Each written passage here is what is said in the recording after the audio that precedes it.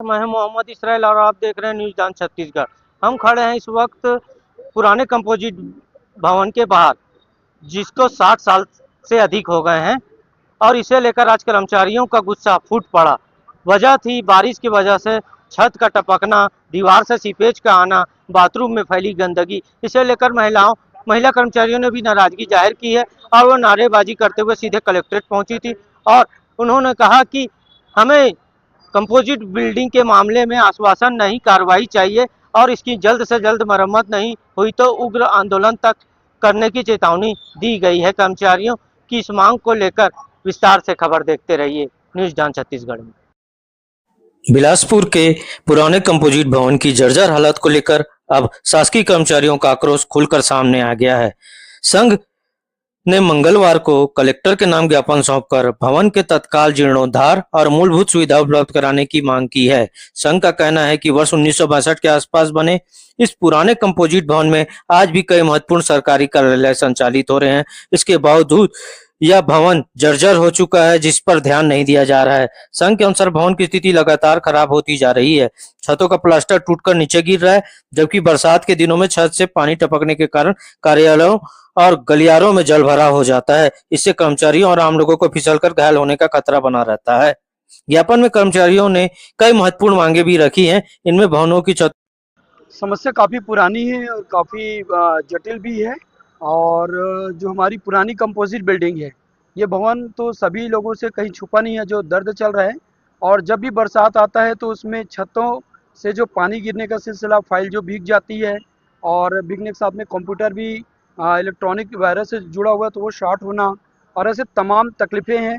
जो गलियारा है जहाँ चलते हैं वहाँ पानी भरा हुआ है, तो आम जनता के साथ साथ में कर्मचारी भी साथ चलते हैं तो गिरने का, लगने का डर एक बना हुआ है।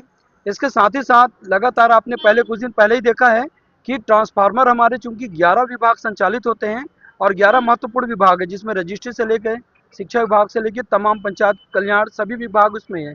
तो ट्रांसफार्मर नहीं होने से वहाँ भी मतलब कभी भी काम करने से एक ही ट्रांसफार्मर जो जल गया था कुछ दिन पहले, तो पूरा व्यवस्था जो ठप हो गया था कार्यालय का।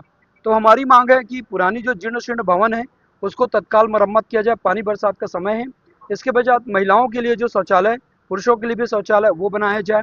इसके पश्चात हमारी तीसरा बेतरतीब जो वाहन पड़ा हुआ है इधर उधर आने जाने में आम जनता को भी परेशानी होती है और कर्मचारियों को भी होती है, इसको भी पूरा किया जाए।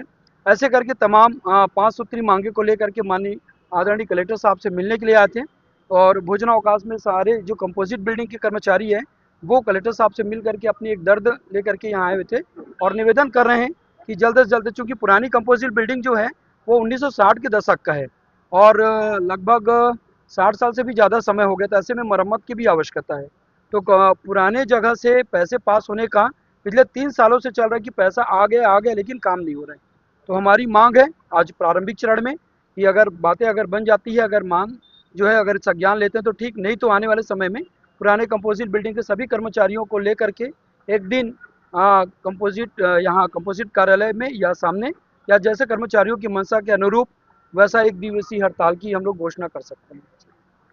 और दूसरे में अभी बारिश हो रही है, वो छत से पूरा नीचे टिपक रहा है और ट्रांसफार्मर जो लगा है उसमें भी समस्या, लाइट की समस्या है और पूरी कंपोजिट बिल्डिंग में पूरा पानी टपक रहा है, छत एकदम गिरने की कगार में है। हर साल का है, बरसात आती है तो ये समस्याएं आती है। तो मतलब आप लोग का कुछ ध्यान दे कुछ नहीं है, मतलब यहाँ से आप लोग हर साल आते हैं इस समय? हाँ, हर समय आते हैं और वाशरूम वगैरह का भी कोई व्यवस्था नहीं है ठीक से और पानी का तो बहुत तकलीफ है यहाँ। दरवाजा टूटा फूटा। हाँ, लो ठीक है, नाम बताइए। रामेश्वरी छत्री, जिला शिक्षा कार्यालय, सहायक ग्रेड 3। लो